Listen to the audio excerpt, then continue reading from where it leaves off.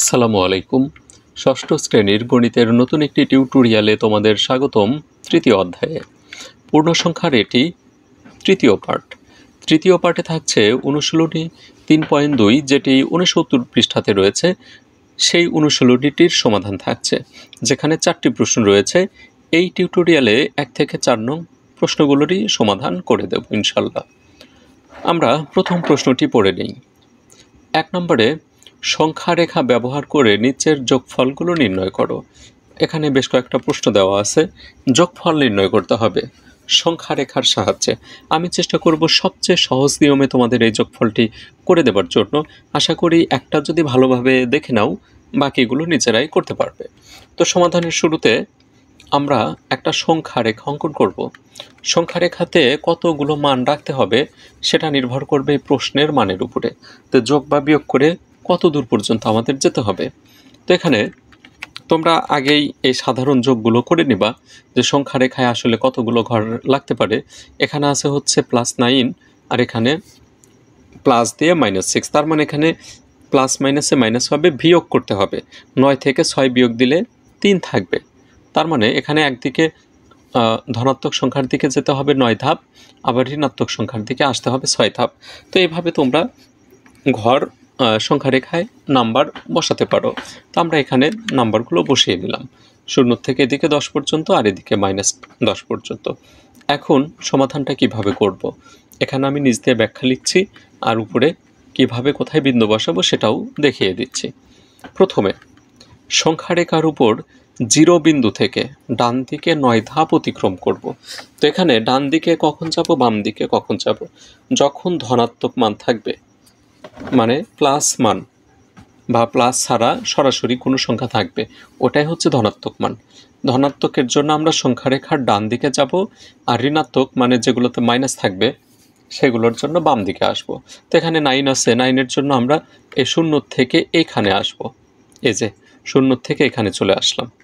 তারপর এখানে আছে -6, -6-এর জন্য কি করতে হবে? তারপরে 9 বিন্দু থেকে, যে 9 থেকে এখানে আমরা বিন্দু বসিয়ে নিলাম। এই 9 থেকে কি করতে হবে? এখন বাম দিকে 6 ধাপ অতিক্রম করি। 6 ধাপ কেন? এই যেখানে -6 আছে, আর মাইনাস থাকার কারণে আমরা বাম দিকে আসবো, প্লাস চিহ্ন থাকলে ডান দিকে যাব। তো এখান থেকে যদি আমরা 6 ধাপ অতিক্রম করি তাহলে এখানে এসে পৌঁছাবো। তো বিন্দু এখানে বসবে না, বিন্দুটাকে সরিয়ে এনে আমরা এই 3-তে বসিয়ে দেব। তাহলে আমরা উত্তর কত পাচ্ছি? তাহলে আমরা 3 বিন্দুতে পৌঁছালাম।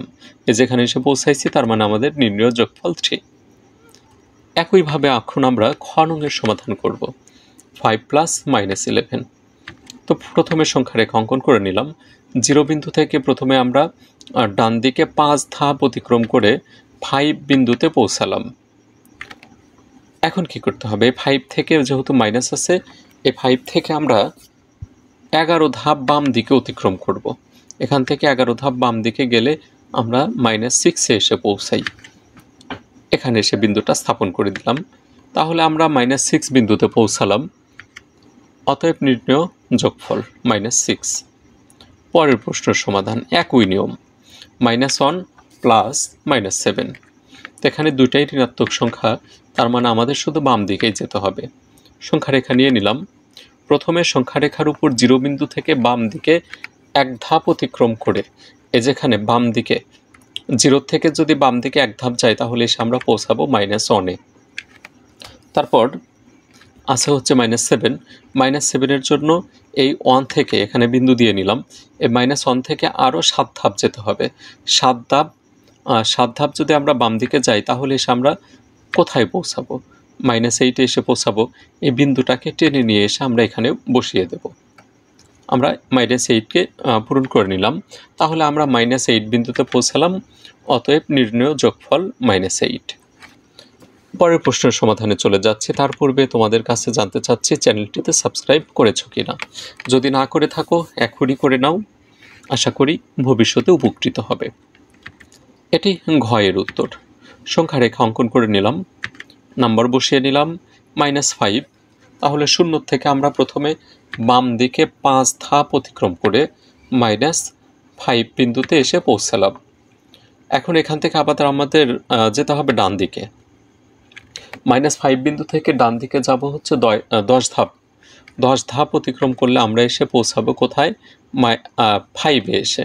এইটাকে এনে আমরা এদিকে বসিয়ে দিলাম, তাহলে আমরা উত্তর পাচ্ছি 5। 1 নং প্রশ্নের সমাধান শেষ। 2 নংয়ে চলে যাচ্ছি। সংখ্যা রেখা ব্যবহার না করে যোগফল নির্ণয় করতে হবে।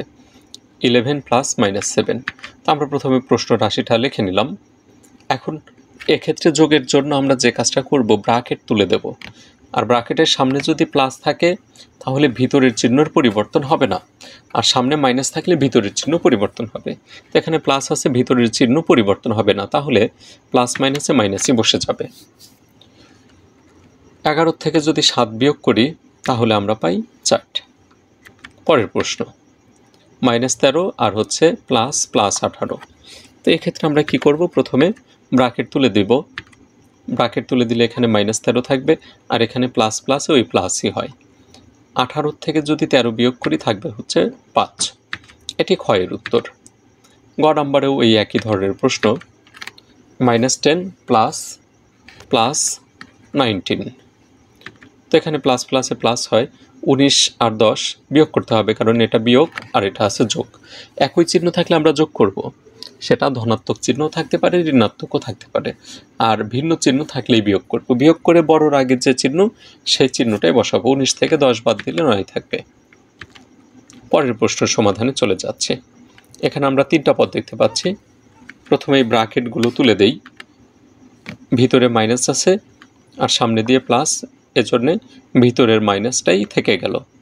-1, -2, -3। দেখো একই চিহ্ন আর 3টা চিহ্নই ঋণাত্মক, তাহলে 3টা মানই যোগ করতে হবে। 1, 2 আর 3 যোগ দিলে আমরা পাবো 6, আর এটা ঋণাত্মক সংখ্যার যোগ, এর জন্য হবে -6। তারপরের প্রশ্ন আমরা লিখে নিই। এটার সামনে প্লাস চিহ্ন, ব্র্যাকেট উঠিয়ে দিলে ভিতরে মাইনাস আছে, ওই মাইনাসটাই বসবে। এখানে +8 আর এখানে প্লাস মাইনাসে মাইনাস হবে। দেখো এখানে কিছু সংখ্যা ধনাত্মক আর একটা ঋণাত্মক, কিছু ঋণাত্মক একটা হচ্ছে ধনাত্মক। তো আমরা -2 আর -4 এই দুটাকে একত্রে যোগ করব। যোগ করলে হবে -6, আর 8 থেকে 6 বাদ দিলে থাকবে হচ্ছে 2। এর সাথে আমাদের 2 নং প্রশ্নের সমাধান শেষ হলো।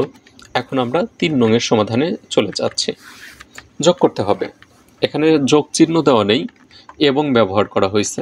এই এবং এর পরিবর্তে আমরা সমাধানের শুরুতে যোগ দিয়ে নেব। এখন ব্র্যাকেট তুলে দিই। প্লাস মাইনাসে এখানে মাইনাস হবে। 137 থেকে 35 বাদ দিলে 102 হয়।